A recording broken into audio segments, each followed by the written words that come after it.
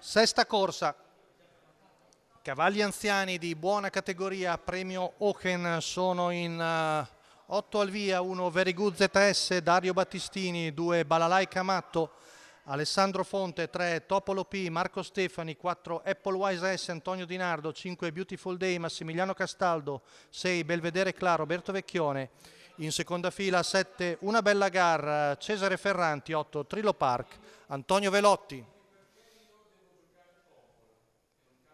Rinuncia al lancio Belvedere Cla. Stacco della macchina.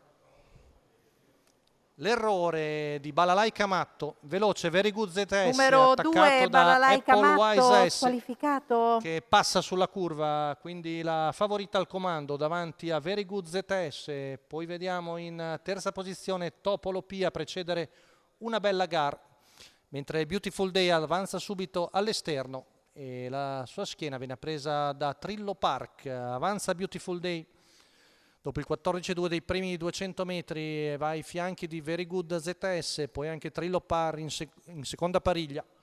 Tanto 31 ha rallentato subito Antonio Di Nardo, 15-9, secondo paletto, quindi gruppo che molto compatto ai 600 dalla partenza, con in vantaggio sempre Apple Wise S, affiancata da Beautiful Day con Max Castaldo, che ricordiamo sostituisce Alessandro Gocciadoro. Poi la pariglia formata da Very Good ZS e Trillo Park, Topolo P con all'esterno Una Bella Gar, mentre chiude il gruppo Belvedere Cla. Il giro in 1-2-6, 32,5 addirittura il secondo quarto, con in controllo Apple Wise S.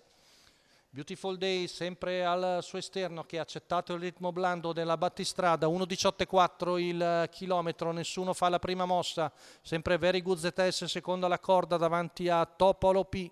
Aspetta ancora Antonio Di Nardo perché nessuno si muove, ancora un paletto lento, però in 14,8, quindi il ritmo adesso è un po' più svelto, con Beautiful Day ancora tonica all'esterno. Very Good ZS che perde qualche posizione, poi si getta di galoppo. Numero Siamo a 1 200 Very metri Good dalla conclusione. Ora ci ZS, sarà l'allungo di squalificato. Apple Wise S dopo il 14,5 della curva. Apple Wise S che stacca e viene a vincere molto bene la lotta ormai solo per il secondo posto, con Beautiful Day che è ancora seconda su Una Bella Gar, che finisce forte anche oggi. 28,2 a chiudere, 13,7 gli ultimi 200 metri. Ha corso praticamente solo gli ultimi 6 Apple Wise S dopo aver preso il comando, ha viaggiato di conserva e poi ha vinto molto bene Antonio Di Nardo. Ancora al doppio per Gennaro Casillo e la scuderia Alte SRL, con la femmina da Royalty for Life che viene a vincere questo centrale di Bologna.